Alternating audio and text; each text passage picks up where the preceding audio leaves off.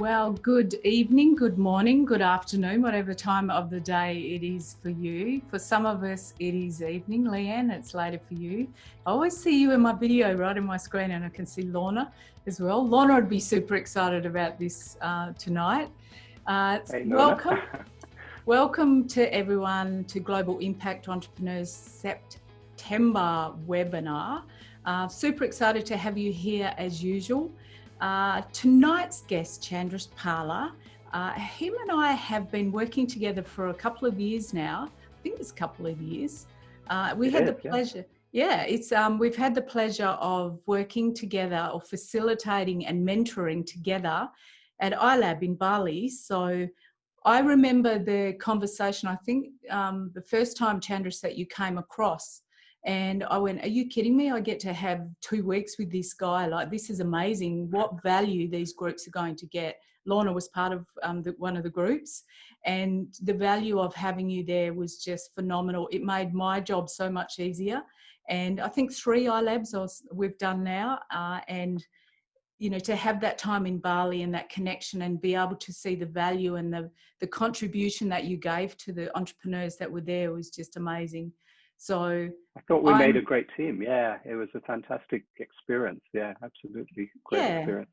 Yeah, we very much worked out the mechanic profile, the star profile tag team, how we work together so well, from the detail to the no detail and bounced off each other to shine the light to the structure and process and brought that to the mix. So Chandresh, I'd love to introduce you to this group, but first, before I do that, I do want to say the same thing I say every single month, and that is, please do stay on right to the end, because those that do, not only are we giving away 1 spot to have a 15-minute session with Chandresh, we are actually giving away 5. So he's been so generous to be able to offer his time to 5 people. So if you were in the first of 20 to register, you're on our list. You will be in the draw to be one of the first 5 for that. But as you know, you must stay on the call right to the end. My awesome team are there sitting and watching who's still there. So we don't announce a winner that's dropped off. So they have to be on at the very end. Okay, but now to get on with what we're all about tonight and our time together. So Chandresh is an entrepreneur and a mentor, and make sure I get it right, a digital transformation strategist. I like amongst that. Many other things. Yeah. Amongst many other things.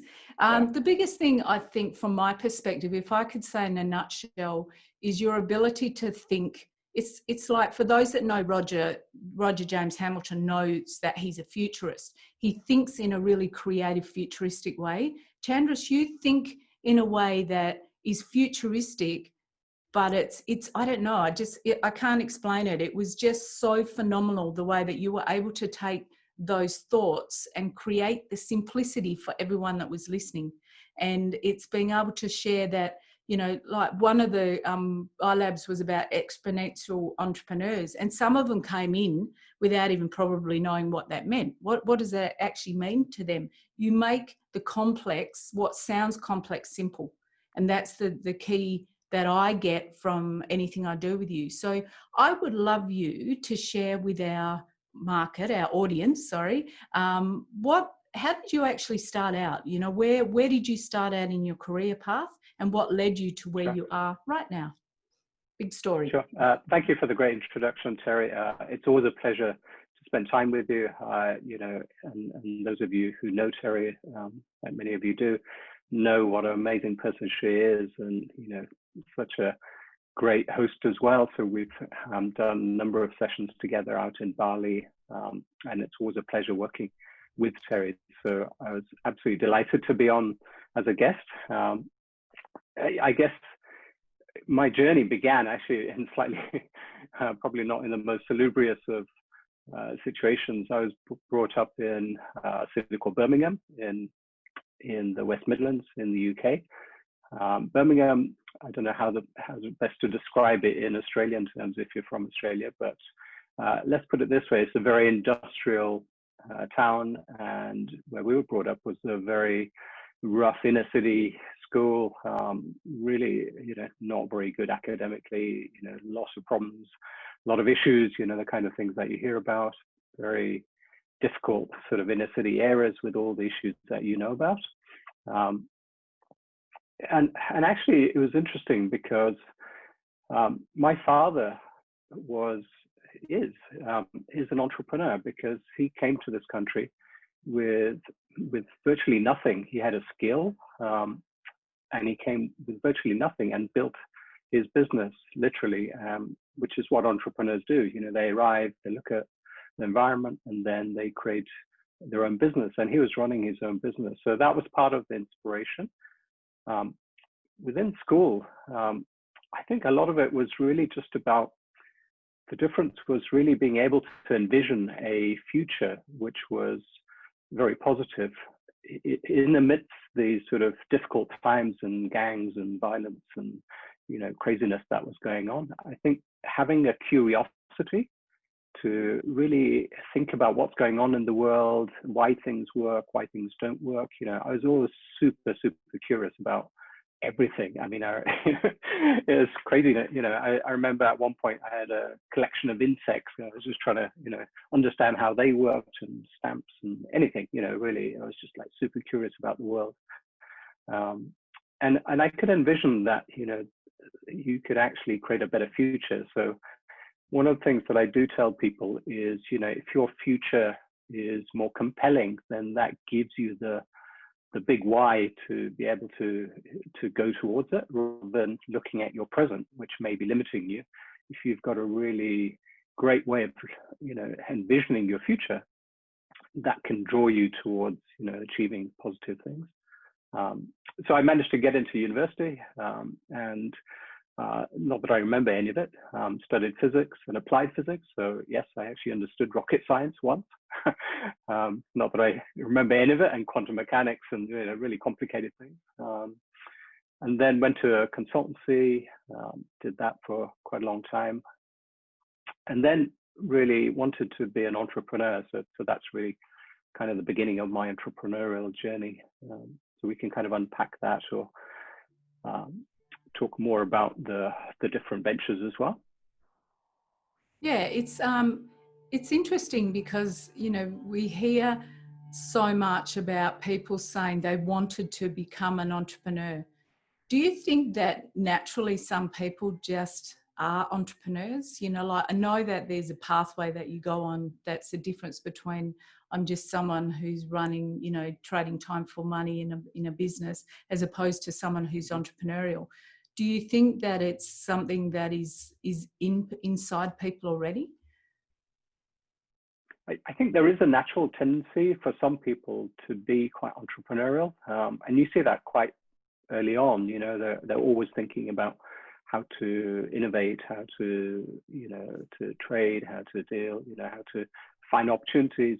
So that many people have that, but I don't think it's absolutely necessary, because some of the greatest entrepreneurs are the people who have had to become entrepreneurs. So they've lost their jobs, the family's in trouble, and they've had to do that. And some of the greatest businesses have been people who have lost their jobs and have to fend for their families, and they've created a home-based business and made it a success. So I think it is possible to be an entrepreneur, if you put your mind to it, and sometimes it's necessity that kind of drives that.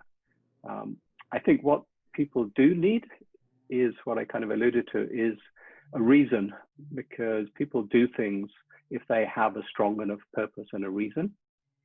Now, sometimes that's created internally, and sometimes it's created externally. So, it's thrust upon you, and people are finding, even in the current situation, because of the craziness that we were talking about that's going on in the world right now, people are adapting. And part of being an entrepreneur is really being able to adapt and find opportunities where other people see problems. So where everyone is going, well, oh my God, life is terrible, they see only the barriers. What entrepreneurs do is they say, well, okay, this is the situation, let's accept it. How do we make the most of that situation? What can we do? What are the skills we have? Where are the opportunities? Because where there's a problem, there's always an opportunity. and being able to adapt and make the most of those opportunities is absolutely critical.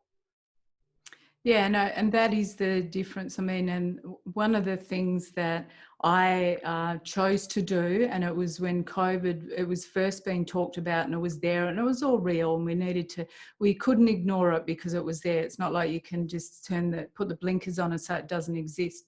But for me, it was not listening or watching the news and, you know, all the media hype and stuff like that, but looking at how do I actually move forward and support others to move forward from that entrepreneurial mindset perspective, you know, because there's so many opportunities. And in a time of crisis is when some of the greatest opportunities come out.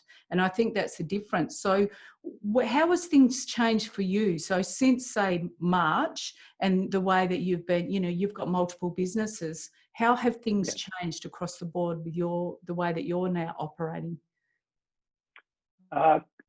Quite significantly in some cases. So for example, one of my businesses is a event technology platform, which basically supports live events, so exhibitions and conferences. And we know what's happened to those, right? They literally just, you know, fell off a cliff. Yeah, they literally just stopped, right? So what we've done is adapt. So we've basically created an online platform to allow people to do online events and hybrid events. So that's, you know, where one opportunity stopped, you know, another one was created because all of our clients were saying, oh my God, you know, we need to do something. So we've adapted to create an online platform to be able to do online conferences, online events, you know, and being able to create networking online and, you know, all kinds of things. With some of the other ventures, again, what we've done is actually helped in a way, because one of my other ventures, which you know about, is a telepresence company. So it's called yugo.world, which allows people to go to places through and see them through the eyes of a guide, a local guide. And actually, we've seen a lot more interest because now people can't travel. People have the ability to be able to virtually travel, remotely travel, and be able to connect with people. So for that, it's actually helped in some ways because people have become more accepting to be able to do things remotely.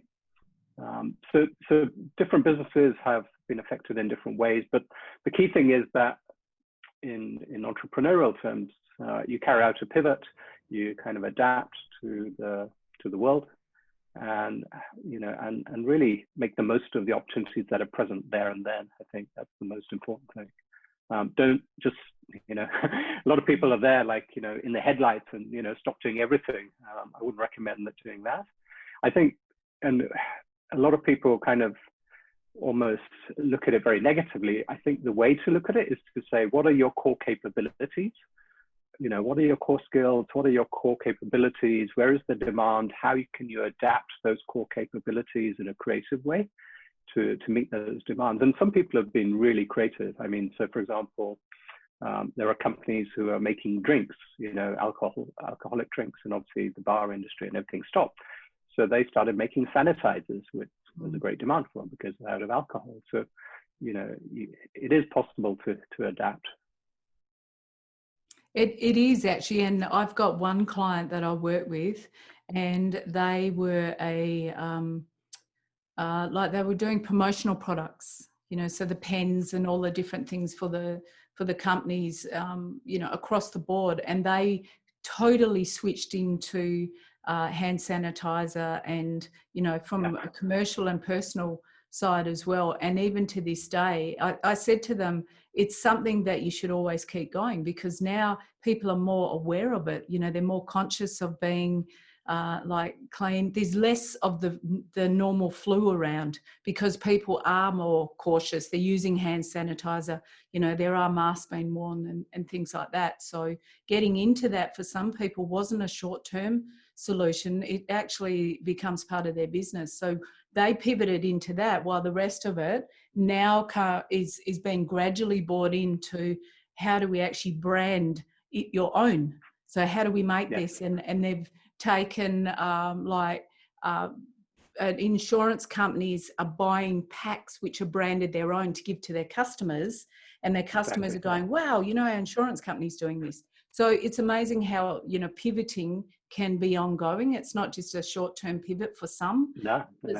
Some people would think, right, you're talking about live events. Some people would think, oh, when we can do live events again, it'll go back to normal. But it's never going to be the same as it was. The opportunities won't be there. So you've got to be grabbing onto what's already there. So with your like events company, for example, is that something that do you think it will run both in the future, where there will be those live and people will still prefer maybe to do more of the online digital side? Yeah, absolutely. So I think, you know, a mind that's been stretched doesn't go back to the shape it was. And what this has done is it's actually accelerated a lot of technologies and behaviors that were going to happen anyway. I mean, you know, these are some of the things that we saw were going to happen. You know, the use of video and being able to have more flexible working, and you know, that was a trend that was actually already happening. What this has done is to accelerate that actually, and really, you know, there are people who had never used Zoom or never used, you know, video conferencing, and now suddenly everyone, you know, uses it, and it's in all kinds of situations. You know, my wife does remote Zoom Zumba classes, you know, and you know, there are people, you know, I do Kung Fu remote training sessions, you know, which we wouldn't have even thought about doing. And there are people who are doing all kinds of things and actually creating businesses out of them, because they're saying, hey, actually, I didn't realize this could work. And maybe I don't need to go to the gym. Maybe I can have, you know, people who are running classes around the world teaching me. So I think once people have got a flavor of that, then, you know, they won't go back to the original thing. I think it'll be a hybrid. You know, people will obviously, of course, meeting in person is still meeting in person, right? It's never going to be the same. But what it has done, and it's really an exciting development, is it's accelerated some of the technologies, especially in the sort of remote connection space. And, you know, I have a strong interest in augmented reality, virtual reality. So it's accelerated a lot of that. It's accelerated the idea of, you know, being able to connect remotely and have remote experiences. And literally in the next year, you know, I can see that whole space really exploding. I think a lot more people will be engaging both on a commercial basis and socially within very different kinds of environments, much more immersive environments.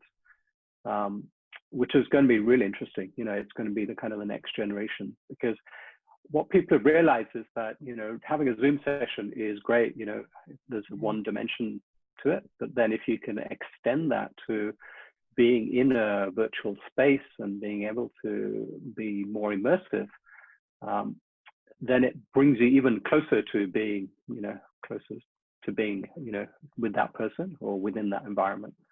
And you can be quite creative, you know, within the event space.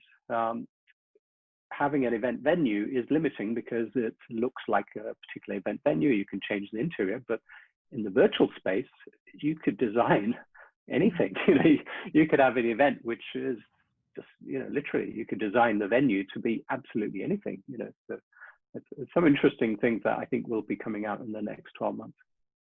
So people are not restricted to, I can only afford that venue. No, absolutely not.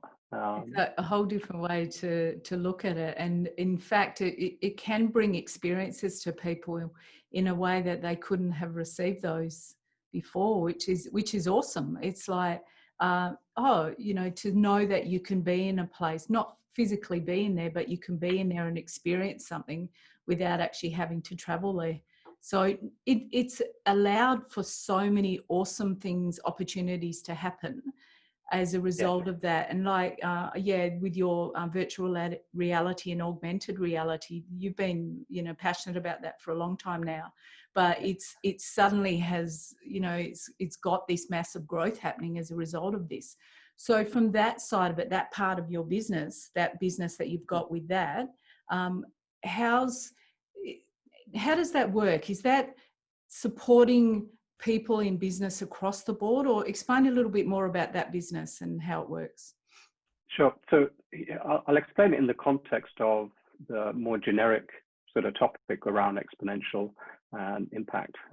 So the way that organized company has been designed is to really be able to connect anyone, irrespective of their social position, irrespective of where they are, irrespective of, you know, their political limitations or physical limitations, to be able to go and experience anything around the world. So one of the things we wanted to do is to democratize access to these amazing experiences around the world. Because why is it that, you know, some, you know, child in a slum in South America, you know, can't visit Silicon Valley, or can't visit, you know, go on a safari, for example, you know? So the ability for somebody in a position where they can't normally go and see these things or have these amazing experiences is what we wanted to democratize. But one of the most important things that I really focus on is sustainability of that kind of business. So creating an impact-based business, but making a business model which is also sustainable. So the idea, and scalable, so exponential, scalable, sustainable as well. The way that we're doing it is by creating a platform which basically connects you to a guide, a physical guide, who is at that location. And those guides are just normal people as well. So the person in Africa, or the person in the place where that person wants to go, also can create some income, can create some connection with somebody around the world, because they're the ones that are taking them, you know, to see these places. So what we have is, you know, this big crowd of people who want to go to places, and this big crowd of people who want to be the guides, all connecting through the platform. And there's a business model which allows everyone to, you know, to be sustainable. It's channeling revenue to maybe places that maybe wouldn't be receiving revenue. So it's creating maybe some additional income for the guides, which they can directly, you know, benefit from, their families can benefit from. And some of those places are really remote, you know, they're completely off the tourist trails. You know, we've done some tours, and, you know, in all kinds of places, and some places, you know, are more well known. And in fact, Lorna was one of our guides in Fremantle, and it was a great tour that she took us on, you know, which, you know, I wouldn't have had the opportunity to go and see, and some great history there that, you know, that we saw. So creating a sustainable business which is also scalable. So the idea that anyone can connect in, the guides, anyone can sign up as a guide, having a platform which enables that interaction to take place, is really kind of what brings all of these components together, and also creates impact. Because when a person really sees how another person lives, they understand their culture, they really get to the real ground level realities of what that person is living. You get a real sense of connection with that person. And that was the other thing we wanted to do, is to build meaningful connection. And what that means is that, you know, by having that meaningful connection, understanding that culture better, you know, maybe there's a bit more understanding in the world. Maybe they understand that they're not enemies. You know, maybe there are maybe countries which are maybe having conflicts. At the ground level, people can connect with each other and maybe resolve those conflicts, because, you know, at the government level, there might be fighting, but at the ground level, you know, maybe people can build connections. The other big thing that we really are trying to help are people, elderly people, who, I mean, we're stuck just recently, but for actually many people, being stuck inside is a permanent thing. You know, if you're elderly and you can't get out, that's your reality. You know, you don't even see outside, you know, for physical limitations or all kinds of issues. So for many people, loneliness is a big, big issue. And we wanted to try and address that, to be able to take, you know, somebody who's, you know, 90, you know, to the Himalayas, for example, and go trekking in the Himalayas, you know, and being able to do that with their grandkids, you know, and have an amazing experience, to be able to go, you know, paragliding, you know, 90-year-old grandmother going paragliding or something. So there's many ways that I think, you know, we can bring about positive experiences. There's many ways we can bring about meaningful connections, bring about positive change, transformational change, but do it in a scalable way. And that's what I'm all about, is to create businesses that can create, scalable transformational change, and really leveraging technology and exponential concepts to do that. Yeah, that's awesome. And I mean, we've got people on this call that some are like still in jobs and they're looking to start something up, or some have got, they're in a startup already, or there's others that have been in business for many, many, many years. What's your advice, or how can you support people to see the value of technology and, the digital side of things, incorporating that into their business now, no matter what the industry is? Because, I mean, obviously, like we said, with right now, so many people are in behind closed doors. We're fortunate enough here in Western Australia that we're not, but many, many others are. And but however, I've got my little studio set up and I use technology, and I'm still trying to work it out. It does my head in, but it's like this simple. I've had to learn a lot of things that are probably a lot simpler than I have it in my head. So how can everyone from looking to go into business to well-established businesses already use that technology in their existing businesses or in business? Sure. So the first thing is really there's two or three different elements to be able to build a scalable business. One is, ultimately it's about value, understanding the value. Technology ultimately is a way of creating leverage, or you can use it to create some value, but generally it's a leverage mechanism. So firstly, really understanding what your core value is, making sure that you understand and there's a demand for it, and there's a sufficient demand. There are so many people that I speak to, and entrepreneurs who go, hey, I want to create a website, I want to do this, all these things, but they've forgotten that actually you have to have value. There's no point promoting something unless there's real value there. And also that value has to be meaningful to a meaningful number of people. So the customer base, or the target audience of the customers, needs to be big enough to be able to scale that business. And if you're sure that, that you're delivering value, and you could do that without any kind of technology, some of the biggest technology businesses were started very manually. They didn't have a lot of money spent into, putting all kinds of technology platforms together. They were very manual, literally. I remember there's a company called Groupon, which started when they offered, some pizzas, and they didn't have the pizzas. So they went and bought the pizzas and then hand delivered them to somebody. So they didn't need a complete platform to be able to do that. They just needed to prove the value proposition first. So do that first. Then it's really about understanding your business model and creating really a scalable business model. And we talk, at the iLab, in the Exponential iLab, and the programs that I run around being able to create what I call an exponential business. An exponential business is, and there's different terminology, so I'll kind of unpack that for people who are maybe not familiar with the terms. So at its basic foundation, there's two ways that you can have a progression. You can have what's called a linear progression. So it goes, 1, 2, 3, 4. So there's a fixed value that you're adding to each progression. So in each of those, you're adding 1, 2, 3. So it goes up linearly. With an exponential progression, it's actually a ratio. So you're doubling each time. So it's 1, 2, 4, 8. And as you can see, immediately, as soon as you go through a few numbers, then, that number gets really big. So to build a scalable business, it needs to be based on the ability for you to create almost like an exponential growth curve to be able to double your results, rather than having linear growth. Now, if you are really scaling at that rate, and you can imagine that grows very, very fast, every component of your business needs to be able to manage that scale, and needs to, both from the supply end, the demand end, and the operational end.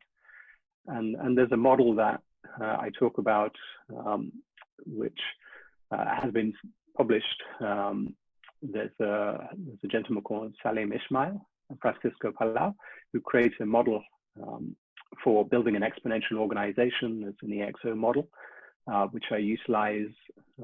And for people who are interested, I can talk more about that later or send you information.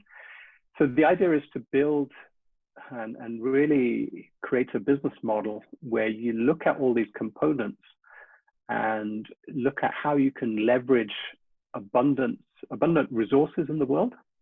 Now, those resources could be people, they could be assets, they could be technology, and how you can build those into your business model to create that leverage, create that acceleration. Not just in terms of the supply, but also the demand as well. So being able to deliver your service as well. So just to give you an example, so if you look at somebody like Uber, they have people who want to go to places, but then they have people who deliver those services are not employees. There are people who own their own cars and the drivers. So they have a platform which facilitates the connection of many people, which facilitates, a massive organization. Airbnb, doesn't own any hotels. So what they have is a platform which allows a huge number of people to be able to connect in, allows a huge number of owners to be able to configure and promote their places, and to be able to connect those and really making that seamless as possible. So exponential businesses have a number of attributes, and the idea is that if you can leverage some of those attributes and use technology, then you can build a super scalable business. Yeah, and I guess where some people come into the idea of, like creating something, and they've already got exponential in their minds. And so what they're doing is start straight away trying to do everything at once. And, they're creating it all at once without even knowing if there's the value, like you said, the value proposition is right, whether they're solving any problems, what is it that they're really offering. But they go in and they want to bring in all the technology. And, I hear this time and time again when someone says, I just need to build the platform first. I said, no, you just need a customer. A customer will pay you money. Exactly. Let's start with the very beginning. And even those that have been in business, there's statistically, and 80% of statistics are made up, but statistically, just say 80% of businesses fail in the first 5 years, right? That's what we hear. And a lot of that can be due to the fact that people are trying to get all their ducks lined up first before they're just really trying to see, have I got something of value to the market? Will the market pay for it? And then, incorporating technology and that into it, it's like we can sit here and we can do a Zoom call on a laptop. We don't need the cameras, the microphones, the lights and everything like that. They can come after. But there's so many that are like, even in existing businesses say, well, I know I've got to pivot and I've got to have it all. And using technology is an excuse for I can't continue because I'm still waiting on this to happen or waiting on this new technology. So that's you must experience that as well, where people want to have all the time. Yeah. And one of the things that the methodologies I use is a methodology called customer development, which is all about getting to understand customers with the simplest form of solution, really understanding the value proposition and creating what we call an MVP, which is a minimal viable product, which is really putting together that real core value proposition and delivering it, finding that first customer and really showing that, that there's a need there. And doing that with the lowest cost, cheapest, put together solution that's possible. And what that means is that, you're not focusing on trying to create this big platform or, set up that big business or whatever. It's all about really proving that there's demand for what you want to do, but doing it in a way which allows you to do it with the lowest cost and as quickly as possible. I think people very often try and, they think, oh, I must have this, I must have that, before I can go out and talk to people. But actually you find that, if you do it and you start engaging with customers, you'll quickly get an idea of what they want and what they don't want. And then you can start scaling, and then you can build, something which is much fancier, more complex. Yeah. But yeah, it's a big problem. I see it all the time, unfortunately. Yeah. It's, by the way, for everyone, if you do have any questions specific to what we are going over at the moment, please do put them in the chat. I have seen some chat coming through. Ask away, because we're happy to answer as we go. So I will ask Leanne, you've got lots to say. This is awesome. A lot of feedback coming on different things from Leanne about we can have a look at that anyway, Chandresh. But yeah, if you've got questions, please do ask at the moment. Okay, so Leanne says, have you met me, star extrovert? She's waving. That's the star, has a lot to say, as we do. All right, so you've spoken about the difference between linear and exponential growth. So we touched on, obviously, this types of organizer, or the ability to scale. Do you think that there are some or industries or organizations that can't scale, or is it the potential that everyone could if they just structure it right? I think most can scale to a certain degree. Obviously, there are certain kinds of industries where there's a physical service. So, if you're hairdressing, for example, and actually, funnily enough, some of those industries are actually now being affected by technology. You wouldn't think so, but if you just take an example of cooking, there are actually now robotics that are being deployed in kitchens. I've seen robotic bartenders making cocktails on cruise ships. So I think eventually a lot of things will be affected by technology. I think it will become very widespread. Some are obviously a lot more personal than others, but I don't be surprised if all kinds of industries will be very, very, very affected by technology. I mean, just to give you an example, there was a great program that I saw a couple of months ago where they had a marriage counselor, which was an AI robot. Now, most people would be horrified that a robot and an AI would work as a marriage counselor.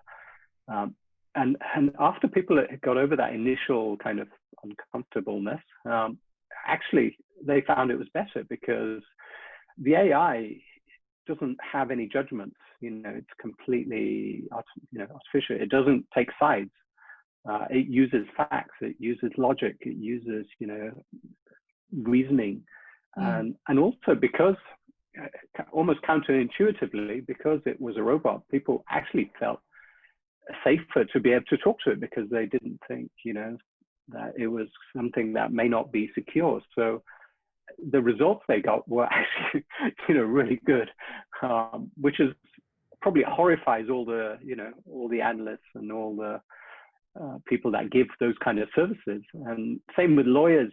People think that, okay, well, law and all these professions, white collar professions, are immune, but actually they're not, because if you have an AI which knows everything about every law in every case, it can take an unbiased view. And they're even talking about having AI driven judges to make impartial judgments. So I think technology will affect many, many different areas of our lives. And I think the more you kind of accept that and almost kind of don't fight it, but actually understand how you can leverage that and get on the good side of it, because I think too often people tend to have a negative attitude towards technology. they think, oh, it's all going to be like Terminator and all go around killing everyone. And yes, of course, there are people who are trying to do those things. But for me, and as a transformation entrepreneur, I think technology and the possibilities are there to be able to create incredible positive things and positive change in the world as well. So, as entrepreneurs and as people who are impact focused, if you can actually leverage that technology, then you can create incredible amounts of good things and create positive impact in the world by being able to harness these technologies, because they are just tools, and if you can harness business models which are scalable, if you can harness technology that's scalable, you can actually do much more good than may be possible on a one-on-one basis. And I can maybe share a screen which shows you a kind of example of what I mean by that, if you like. Yeah, I'd love you to, Chandresh. That'd be awesome. While you're doing that, I was just thinking about it. It's like Siri on our phone, and you say, "I love you, Siri," and she says, "I do not have emotions." Like, right? I mean, that mine's a man now. I've changed Siri to a man, but it's funny, because they're not emotional. That's the difference. No, exactly. Yeah. So if we think about, I don't know if can you see the screen at the moment? It's a white line at the moment. Yep, it's there. We can see it now. Otherwise, it was black with a white line. Yeah.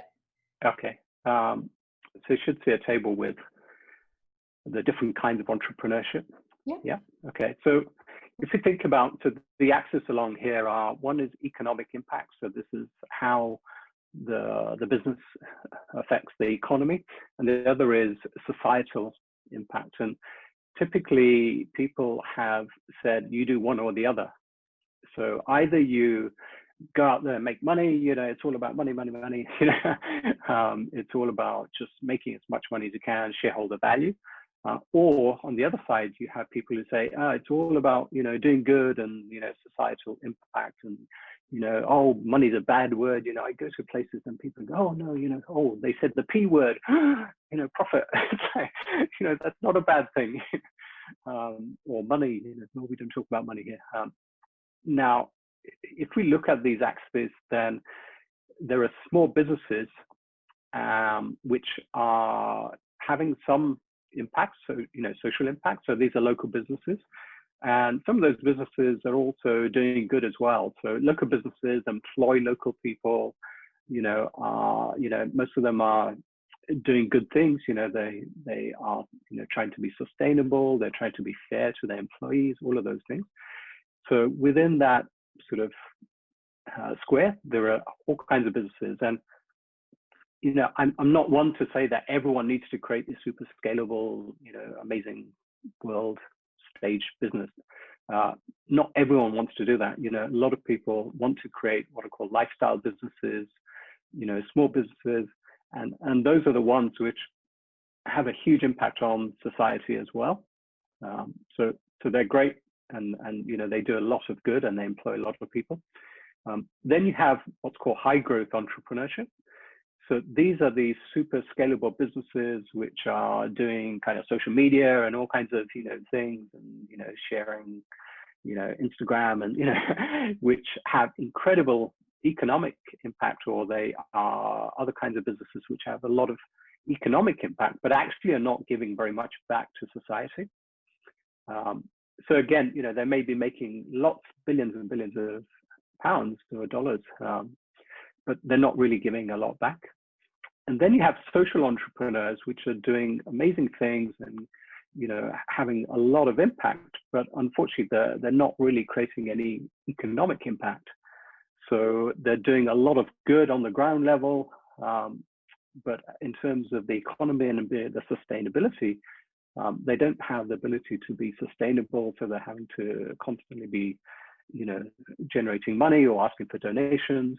So transformational entrepreneurship is really doing good and creating a scalable, highly economic model, and putting the two together. So that's that top corner where you can have a sustainable, profitable business, which also does good. So my focus really, has really been around how can I scale the ability to do good, because doing good is good. Being able to do it on a one-on-one is fantastic, and I don't take anything away from that. But then, as a person, if I want to scale my ability to have a bigger impact, then the way to do that is by scaling that impact. And the way that I see that it's possible to do that is by creating businesses which are sustainable. So they need to be profitable. They don't need to be waiting on donors and contributions. So they are a sustainable business model. They're scalable, and then their impact is also scalable. So in terms of what they're doing, the impact is super, super scalable.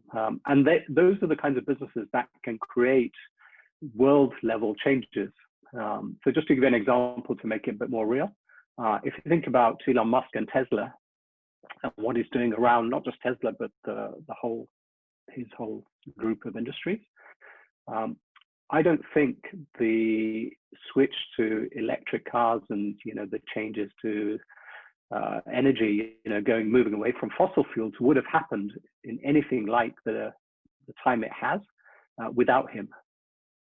So what he's done is he's come in, he's actually created this incredible sized business, which is economically very big, has a big impact, but is going to have long-term societal impact, because everyone now is moving away from fossil fuels. There's the developments of solar have, really accelerated. Battery technology is accelerated because of him. Space technology is accelerated because of him. Electric vehicle uptake is accelerated because of him. So he's had this incredible impact on the world. Does that make sense? It does. And did I just read something recently that Elon Musk has just passed Warren Buffett in wealth because of all this? Yeah. So if you imagine, so he is doing these incredible things at scale, and also it has massive economic impact as well. So, and this second table really just gives you, the other side of it. So there are businesses which are exploitative, and you can have, bad businesses as well, which are looking at how they leverage technology, and so we want to keep away from those. So like with everything, there's two sides to the coin. You can use technology for good and for bad. There are some which are just ineffective. They do good, but they're just not very effective. They have no profits. They are constantly reliant on people, having to give them money. So, so the way to build a sustainable, scalable business, which is creating massive impact, is really, I think, is to focus on transformational entrepreneurship. Beautiful. All right. Well, we have got a question from Ross, which Sure. You may have sort of answered in amongst it, but I'll say it anyway. So how does one prove a concept when the concept itself requires a scalable tool? So he's an example he's seen where an entrepreneur wanted to pitch a value add to a payment company like MasterCard. The concept could only be tested if MasterCard agreed to use their infrastructure for the test. So, looking at something that and another example actually that I think follows along that line was, I had a call with someone yesterday who's 95% got a prototype for this real waste disposal system, which they have to really create majority of that to be able to prove it to the big multinationals out there to take that on.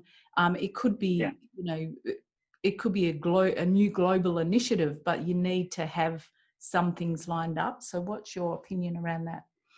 Yeah, I mean, there are some things which obviously you can't create an MVP for. If you're building a nuclear power station, you can't cobble something together. You can't have like it can't be, created using low quality materials and things. In those situations, what you would do, and which is what they do, is you create models So you can actually do a lot of modeling and create simulations, and you can show scenarios. So if you are talking to clients, you can actually create models which say, look, here's a model, business model and a financial model. And you can make that really very compelling. You know, if you imagine, you know, a power station model, you could actually, or, you know, just relating back to the question, you could create a model which allows MasterCard allows you to put in the figures, almost simulate the infrastructure and show them the results. So you could actually feed in those results, have an AI which simulates the results of that infrastructure and show the results. So I think there are ways of doing it without actually doing it. And people use those techniques all the time. You know, if you want to create a business, or, you know, if you want to create a large project, they use simulations and modeling all the time. You know, you don't want to commit to big projects. If you need to get the funding for big projects, then, you know, create the simulations, create the models, make those models really compelling as well. You know, use visuals. You know, now you can, you know, make them very graphic. You know, if it's a infrastructure project, you know, you can make it very visual. You can have walkthroughs and make it as real as possible. If it's a data-driven thing, you know, allow them to see, you know, what if scenarios, you know, show them graphs of, you know, how the output would be affected by changing various parameters. So there's all kinds of things that you can do, and there's all kinds of boxes of tricks that you can buy which simulate these things. So you can buy tools which run simulators. So yeah, absolutely, there's ways of doing it. Yeah, and it's like I was talking about the waste disposal. I said to them, they pumped in like hundreds of thousands of dollars to create this prototype. It will sell for $250,000 to $300,000 for the system, because they said they felt they had to prove it. And I said, but you haven't even got a customer. You haven't even got anyone interested in the potential of it. All they've done is said, we've got to build this prototype before we can go out and show it to someone, and hopefully we'll get a customer. And I said, and what if you don't? Because they're already looking at what they're doing, you know. And so, and I said to them, what is it that you can promise that other people aren't, that this will provide for them? And I said, but you potentially could have done that without building it. You know, there are ways that you could have done it. So I said to them, my advice was, go out now where you're at. Do not put any more money into it, and get the interest in it based on putting, like we went through the pitch, you know, going through and pitching it in the right way, which is a whole different webinar. But getting it right, so that they're showing, you know, they said they can literally save them thousands and thousands of dollars per month in their waste disposal. And I said, you could have done that without building it. And it's what I mean about having it all ready before. And it doesn't matter whether it's a little small startup business. It's this mindset, and we go on, you know, go to the mindset side of it that says, I have to get it right. I have to get it, you know, all lined up, because if I don't, then my chance of failure is greater. Your chance of failure is greater when you do, in my view. When you do, exactly. Yeah. And you know, we talk about it in the sessions that we run. We use a whole bunch of tools to be able to model the business, to be able to simulate that business, to think about the components. And what I can do is I can show you one of the tools that we use. It's called a business model canvas. And what I'm showing here are, so if you're not familiar with this, it's basically a canvas which allows you to really define the different components of a business model. And again, I can send people links to these so that you can have access to these if you let me know if you're interested. But there are different components to a business, and you can almost sort of model these in a very simple, low-cost way. You know, use, you know, post-it notes, you know, and being able to change things. And it's believe me, it's much easier to pivot when you're using post-it notes than when you've committed a lot of money to a platform or something like that. So just talking through this, there are different components to it. And what I've illustrated here is really some of the components that are useful for a super scalable exponential business. So all of it is based on, if you look at the value proposition, so the value proposition is the core to it, which, as I explained. Now, typically for something which is super scalable, that value proposition is what's called information-based. So anything that's digital is information-based, so it makes it super scalable. Interestingly, a lot of medicine and health tech is now becoming information-based due to the developments in medicine. So the value proposition needs to be information-based.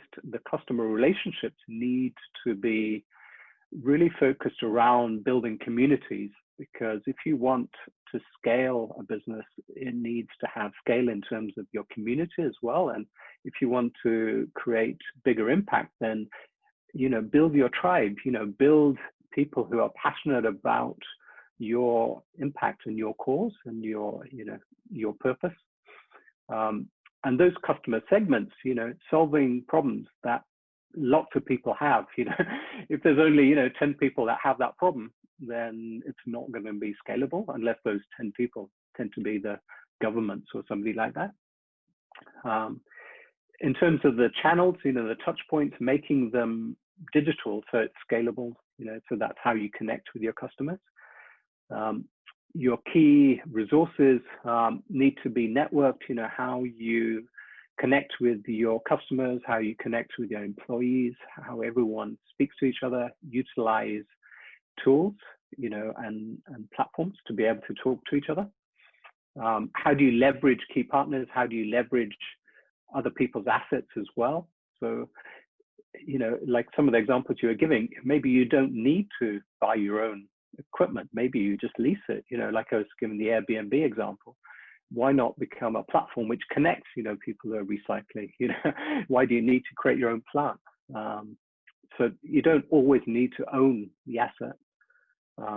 Utilizing algorithms, you know, there are businesses which are based on using algorithms, and really having scalable processes. It's a bit, to put it in kind of normal terms, you know, if you've got a plumbing system, there's no point having, you know, one massive pipe which is really big and allows a lot of big throughput if your radiators have very small pipes and, you know, the rest of the system. So the whole plumbing system and the boiler and everything needs to be scalable.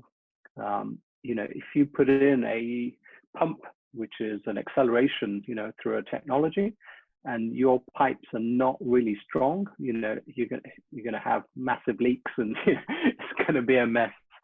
So every component of your business model, every component that's connected needs to be really well connected. They need to be able to withstand the scalability, and they need to be able to operate at that high pressure and high volume. So yeah, there's a lot to think about, but it doesn't mean that you have to do all of that in one go. You know, model it, you know, using paper and talking to people. You know, there's so many people kind of sit in their office and kind of do it in their head, whereas actually, you know, a conversation with a customer would have solved their problem. Exactly, and that's the thing, is taking it back to the basics again. Lorna, you might remember this from iLab. We went through this, and we've done this a few times, obviously taking people through the journey of this process, and it is really about starting from the basics and then building it up to that scalable process. And it seems complex. A lot of people look at diagrams like this and go, oh, that's far greater than where I'm at. But it's that vision. It's like you're saying, having that vision. And, you know, it's like leveraging partners, for example. It's becoming the broker for others, and so many think that they have to do it all themselves. So leveraging partners is just, it's like from a coaching perspective, you become, and this is a term that's used by Tony Robbins and Dean Graziosi, but you become the knowledge broker. So you're just taking other people's knowledge, so it doesn't need to be all yours. So, and there's a lot of models, and there's, you know, like the connections and the models and that are already existing, and not needing to create your own. And I think that's super important, that the scalability can come as a result of the connections, and not just you needing to do it all yourself is really, really key. A lot of Absolutely. interest we've got. So if we can get you to share that with us, this document, Sure. I might have it anyway, but if not, we'll get you to share it so that we can. Yeah, no, I'll send it to you Yeah. so you can forward it. Yeah. Yeah. Yeah. So The other we thing are. that yeah, go on. Sorry, Tina's just got to go. So she said, can she get the recording? Yes, everyone will get access to this recording. So thank you, Tina. Sorry, Chandresh. The other thing that I'm working on, which I'll mention, is obviously in order to basically create these scalable businesses and to create the impact-based businesses, they need finance. So my latest venture, which I'm a co-founder of with some people, I think Eliane, you might know, and a chap called Clarence and Matthew, who are based in Australia, funny enough. We have an international team. Ellie's based in the Netherlands, and Clarence and Matthew are based out in Australia on the Gold Coast. So what we've created is a revenue-based finance company, which basically provides finance to impact-based businesses. So what we're looking for, and if you're interested, obviously be in touch with me.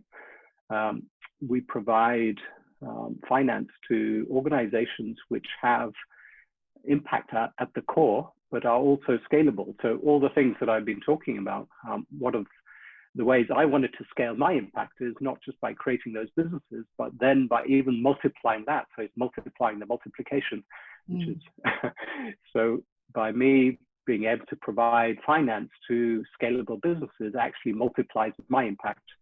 So that's an organization called EPIC. It's called Exponential Positive Impact Capital. So again, I can send you links to that. And if anyone has a suitable business, obviously, get in touch with me. Yeah, with anything that you want to share, please, we'll make sure Mandy follows up with you and gets the links to everything so that when we send out the follow-up, everyone can have access to those as well and connect with you. We are out of time, Chandresh, so if we could, like we said before, we could keep going on forever.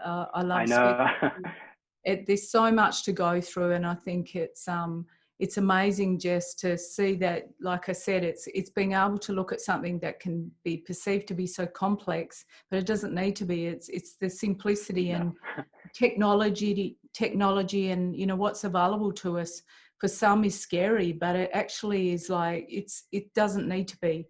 And it's looking at how you can utilize, or everyone can utilize what's available, and getting the advice and the support from those who know, I think, is the biggest bit, instead of trying to work it out yourself. So what I'd love to do now is get Mandy to actually tell us who our 5 are that are the lucky ones that are going to get a call, 15-minute call with you, which so we'll make sure that's all set up. So we have got Andy, Leanne, Ross, John Hines, and Greg Orton. So there you go. Everyone that I know, I'm really quite happy about that everyone gets that opportunity with you.